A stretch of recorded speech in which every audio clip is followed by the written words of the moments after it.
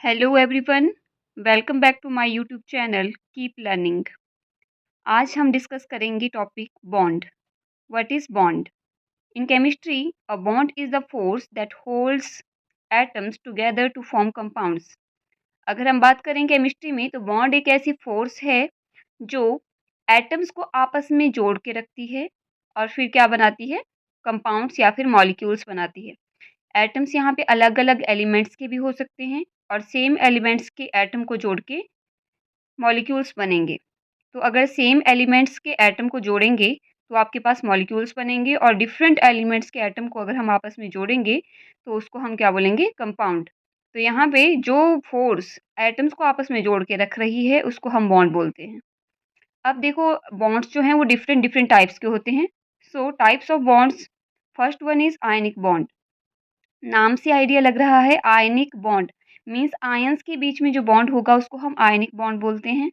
तो ऐसा बॉन्ड जो ट्रांसफर ऑफ इलेक्ट्रॉन्स की वजह से प्रोड्यूस हो रहा है, मीन्स कोई एक एटम इलेक्ट्रॉन्स को दूसरे को ट्रांसफर कर रहा है। तो यहाँ पे transfer of electrons between a metal and a non metal to attain stability.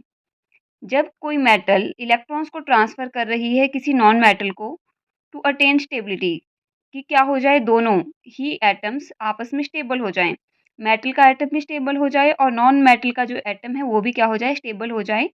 तो उस बॉन्ड को हम क्या बोलेंगे? Ionic bond. तो यहाँ पे एग्जांपल्स हैं आपके पास NaCl, KCl, CaO एटसेट्रा। इन NaCl सोडियम अपना एक इलेक्ट्रॉन क्या करता है? लूज करता है। सोडियम वन इलेक्ट्रॉन लूज करेगा तो सोडियम के ऊपर पॉजिटिव चार्ज आएगा, it means it forms cation. और क्लोरीन उस इलेक्ट्रॉन को गेन करता है, इट मीन्स क्लोरीन के ऊपर नेगेटिव चार्ज आएगा and it forms an anion. तो दोनों ही आपके पास क्या बन गए? आयंस बन गए। अब उन आयंस के बीच में जो फोर्स लगेगी, जो बॉन्ड बनेगा, उसको हम आयनिक बॉन्ड बोलते हैं। ओके, तो सोडियम और क्लोरीन के बीच में आयंस बन गए। आयंस के बाद जो उनके बीच में फोर्स आ रही है जिसकी वजह से आपस में अटैच हैं उसको हम आयनिक बॉन्ड बोलते हैं। Same for potassium chloride and calcium oxide. Calcium oxide में भी कैल्शियम अपना 2 इलेक्ट्रॉन्स लूज करेगा और ऑक्सीजन उन 2 इलेक्ट्रॉन्स को गेन करेगा, जिसकी वजह से दोनों के बीच में क्या बनेंगे? बॉन्ड्स बनेंगे। ठीक है, बॉन्ड बनने की वजह से जो बॉन्ड बन रहा है उस बॉन्ड को हम क्या बोलेंगे? Ionic bond. Second type of bond is covalent bond. Covalent bond भी आपका स्टेबिलिटी को अटेन करने के लिए ही कोई एटम्स आपस में बनाएंगे। तो यहाँ पे शेयरिंग हो जाती है इलेक्ट्रॉन्स की बिटवीन नॉन मेटल्स। जनरली ये कोवेलेंट बॉन्ड जो है वो नॉन मेटल्स के बीच में होता है। अब देखो यहाँ पे एग्जांपल्स आपके पास हैं, hydrogen molecule, oxygen molecule, HCl, CH4 etcetera. तो यहाँ पे नॉन मेटल्स के जो भी एटम्स होंगे वो आपस में इलेक्ट्रॉन की शेयरिंग करते हैं। जैसे हाइड्रोजन मॉलिक्यूल यहाँ पे है H2, तो 2 हाइड्रोजन एटम्स जो हैं वो अपना एक एक इलेक्ट्रॉन आपस में शेयर कर लेंगे और शेयरिंग से जो बॉन्ड बनेगा उसको हम कोवेलेंट बॉन्ड बोलेंगे। Same for HCl। HCl में हाइड्रोजन एक इलेक्ट्रॉन अपना शेयर कर लेगा क्लोरीन के साथ और क्लोरीन भी अपना एक इलेक्ट्रॉन शेयर करेगा हाइड्रोजन के साथ, जिसकी वजह से हाइड्रोजन का जो इलेक्ट्रॉनिक कॉन्फ़िगरेशन होगा वो nearest noble gas means helium की तरह हो जाएगा एंड क्लोरीन का जो इलेक्ट्रॉनिक कॉन्फ़िगरेशन होगा वो nearest noble gas means argon की तरह हो जाएगा और ये दोनों ही क्या हो जाएंगे? Stable. So sharing of electrons की वजह से जो बॉन्ड बनेगा उसको हम बोलते हैं covalent bond. Third type of bond is metallic bond. Metallic means नाम से पता चल रहा है मेटल्स के बीच में जो बॉन्ड होता है उसको हम मेटेलिक बॉन्ड बोलते हैं। Metallic bond is form due to delocalization of electrons among metal atoms. अब मेटल्स में जो भी इलेक्ट्रॉन्स होते हैं, वैलेंस इलेक्ट्रॉन्स मेटल में होते हैं, नॉन मेटल में भी होते हैं, बट मेटेलिक बॉन्ड है तो ये किस में होता है? आपका मेटल्स में। तो मेटल्स के जो वैलेंस इलेक्ट्रॉन्स हैं वो डीलोकलाइज होते रहते हैं। डीलोकलाइज मीन्स अपनी पोजीशंस वो चेंज करते रहते हैं।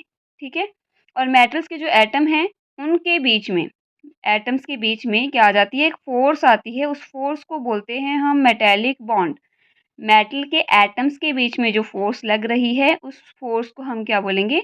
Metallic bond. उस फोर्स की वजह से मेटल के जो भी एटम्स हैं वो आपस में अटैच होके रहते हैं।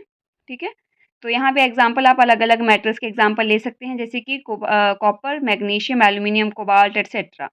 ओके, तो मेटेलिक बॉन्ड नाम से पता चल रहा है ये मेटल्स के बीच में होगा। Next one is hydrogen bond. Hydrogen bond means one atom यहाँ पे क्या होगा? Hydrogen. Hydrogen bond is a weak attraction between hydrogen and electronegative atoms. अब देखो यहाँ पे ये जो हाइड्रोजन बॉन्ड है, इसमें एक एटम तो हाइड्रोजन होगा, लेकिन दूसरा एटम जो होगा वो इलेक्ट्रोनेगेटिव एटम होगा। तो हमें पता है सबसे हाईली इलेक्ट्रोनेगेटिव एटम जो पूरे पीरियोडिक टेबल में है, वो है फ्लोरीन। तो फ्लोरीन, ऑक्सीजन, नाइट्रोजन, ये 3 हाईली इलेक्ट्रोनेगेटिव एटम्स हैं। तो इन तीनों में से किसी एक एटम और हाइड्रोजन एटम के बीच में जब बॉन्ड बनेगा, ठीक है, तो उसको हम बोलेंगे हाइड्रोजन बॉन्ड। एग्जाम्पल आपके पास है वाटर, अमोनिया एटसेट्रा। तो वाटर में भी हाइड्रोजन बॉन्ड होता है और अमोनिया में भी हाइड्रोजन बॉन्ड प्रेजेंट होता है। अब यहाँ पे ऐसा नहीं है कि जैसे यहाँ पे H2O है तो ऑक्सीजन और हाइड्रोजन के बीच में जो बॉन्ड बन रहा है, ठीक है, ये नहीं है। यहाँ पे वाटर में ऑक्सीजन और हाइड्रोजन के बीच में जो बॉन्ड है ये कोवेलेंट बॉन्ड है, ये शेयरिंग ऑफ इलेक्ट्रॉन से बना है। बट अलग अलग वाटर मॉलिक्यूल्स के बीच में जो यहाँ पे बॉन्ड आपको दिख रहा है, मैंने यहाँ पे 2 वाटर मॉलिक्यूल लिखे हैं, one is this one, second one is this one. इन दोनों के बीच में ये जो हाइड्रोजन और ऑक्सीजन के बीच में बॉन्ड बन रहा है, जो मैंने डॉटेड लाइन से शो किया है, इस बॉन्ड को हम हाइड्रोजन बॉन्ड बोलते हैं।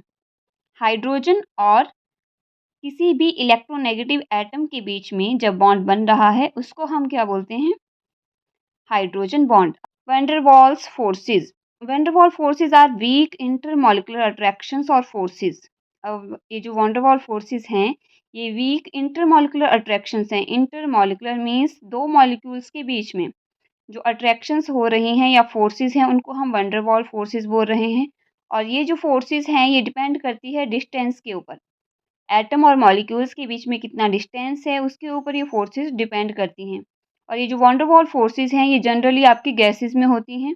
गैसेस जब लिक्विफाइड स्टेट में है या फिर सॉलिडिफाइड स्टेट में है, उस टाइम पे गैसेस के एटम्स के बीच में जो फोर्सेस होती हैं, उनको हम वैंडरवाल फोर्सेस बोलते हैं। ये वीक होते हैं। हमें पता है गैसेस जो हैं ज़्यादा स्ट्रांगली आपस में अटैच नहीं होती हैं, गैसेस के मॉलिक्यूल्स। तो जो गैसेस के मॉलिक्यूल्स हैं, उनके बीच में वीक वैंडरवाल फोर्सेस प्रेजेंट होती हैं। Last one is coordinate bond. Coordinate bond is formed by the sharing of electrons, but यहाँ पे जो इलेक्ट्रॉन शेयर होंगे, वो इलेक्ट्रॉन्स सिर्फ एक एटम प्रोवाइड करवाएगा। मीन्स जैसे यहाँ पे अमोनियम आयन और हाइड्रोनियम आयन मैंने आपके पास एग्जांपल दिए हैं। तो यहाँ पे अमोनियम आयन की अगर हम बात करें, तो नाइट्रोजन और हाइड्रोजन के बीच में जो बॉन्ड बन रहा है, वो कैसा होगा? Coordinate bond. बट यहाँ पे कोऑर्डिनेट बॉन्ड का पता कैसे चलेगा कि यहाँ पे नाइट्रोजन ही दोनों इलेक्ट्रॉन्स को देगा। Only one atom provides both electrons in shared pair. Nitrogen ही दोनों इलेक्ट्रॉन्स को देगा, लेकिन शेयरिंग जो होगी वो दोनों के बीच में, हाइड्रोजन और नाइट्रोजन दोनों के बीच में होगी। ठीक है, तो ऐसा बॉन्ड जिसमें सिर्फ एक एटम इलेक्ट्रॉन्स को डोनेट कर रहा है, लेकिन शेयरिंग जो है वो दोनों एटम्स कर रहे हैं, उस बॉन्ड को हम कोऑर्डिनेट बॉन्ड बोलते हैं। ओके, अब ये जो डिफरेंट टाइप के मैंने आपको बॉन्ड बताए, ये डिफरेंट टाइप के बॉन्ड आपके ये डिटरमिन करते हैं कि किसी भी सब्सटेंस का स्ट्रक्चर कैसा होगा और उस सब्सटेंस की प्रॉपर्टीज़ कैसी होंगी। जिस तरह का बॉन्ड होगा, उसी के हिसाब से फिर सब्सटेंस की प्रॉपर्टीज़ होती हैं और उसका स्ट्रक्चर फॉर्म होता है। आई होप आपको ये टॉपिक समझ आ गया होगा। So please like, share and subscribe my channel. Thank you.